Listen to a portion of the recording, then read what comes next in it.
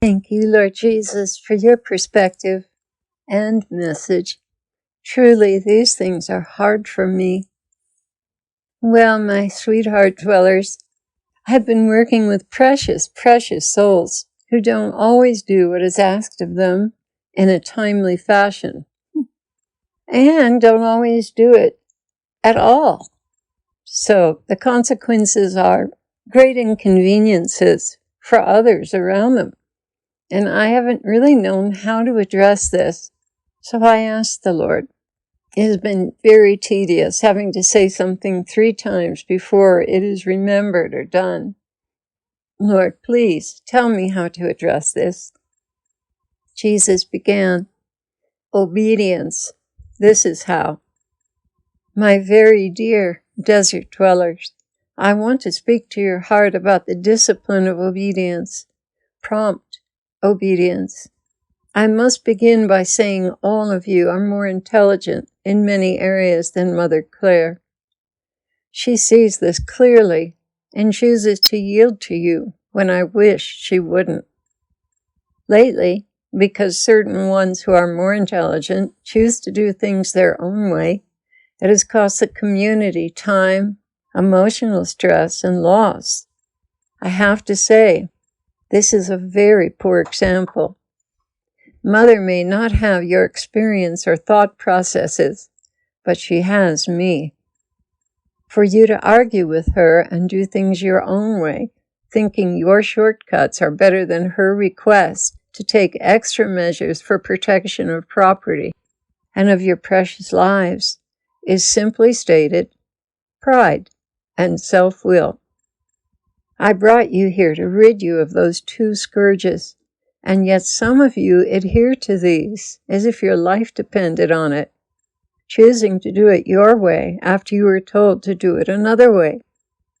Some of you, on the other hand, have learned to crucify your pride and plant the turnips upside down, just as St. Francis asked the novices to do, which revealed who were so full of self-will and pride and would not make a good brother, and who were very humble. I am asking of you something very simple. Your protection from freezing to death, from having to walk miles out of the wilderness for help, from damage to your bodies and hearts. Your protection is holy obedience. It is one thing to give up possessions, to come and live in a monastic environment. But if you carry in the door the purse of your own opinions and ways, you defeat the purpose I brought you here for. I have watched Mother agonize over those of you who still hold to their own will, even though something different was requested of them. She does not see herself as better than you, but lesser. As a result, she tends to be a little soft and easily reasoned with when you seek your own way above hers. Yet, when you walk out the door, she has sorrow in her heart that something may happen to you because you did not obey. And this sorrow has been well-founded.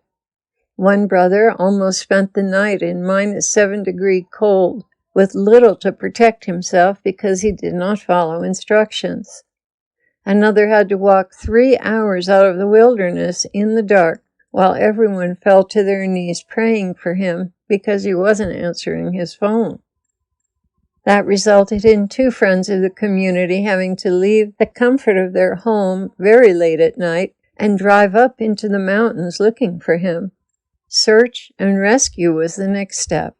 If only he had yielded to her counsel, he would have been home safe and sound. The sad part of this story is another brother was also very strong in his own opinion and did the very same thing only a few days later. That brother had to stop and do what Mother had asked. Later on, in the dark, in deep snow, to get out, and then only barely.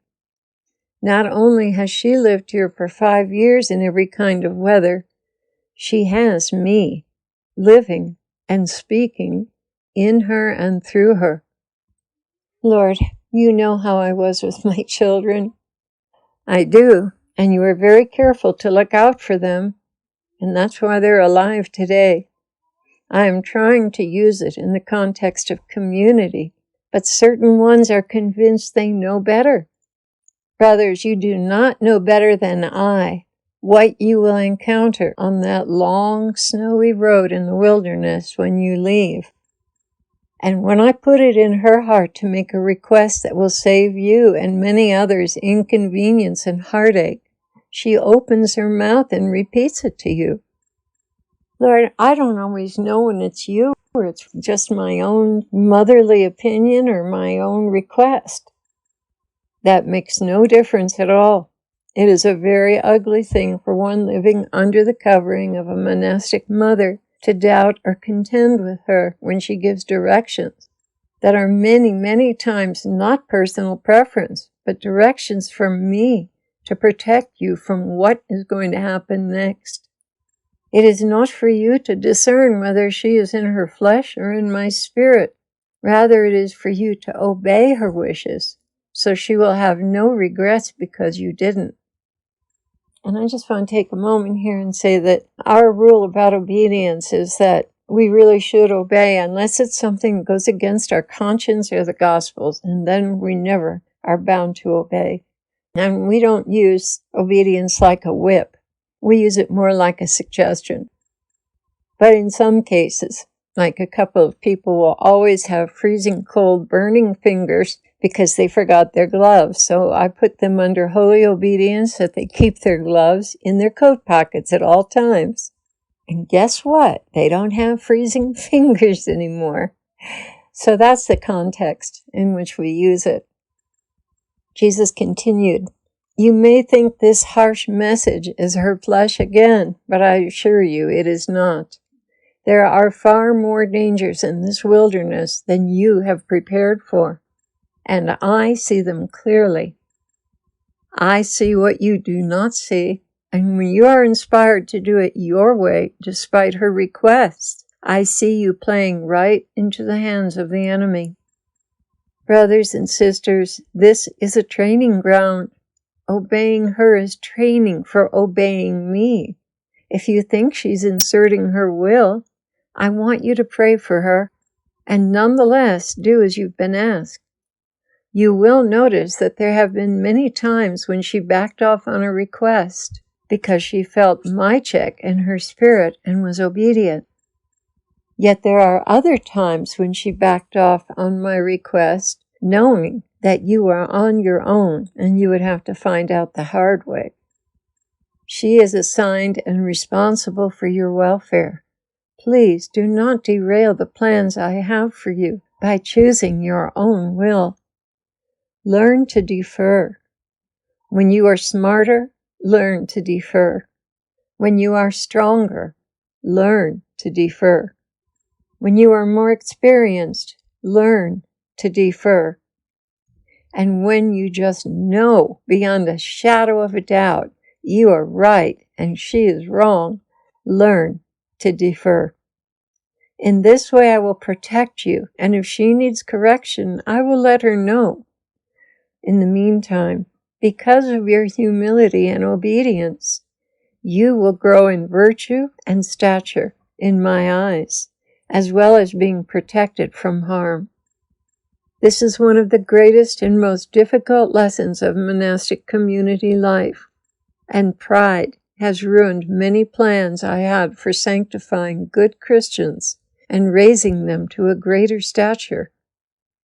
You are ready to lead others, not when you're smarter, not when you're more experienced, not when you know you're ready, but you are only ready to lead others when you have learned to follow me. And she is standing in the appointed place of one who is following me to the best of her feeble ability, while looking out for your welfare. This is a training ground. I have great things for your future, things you'll never see if you continue on in pride and self-will. So please learn to yield, not just with your mouth, but in your heart as well. I am with you in this, and I will look after you. You have nothing to fear when you obey.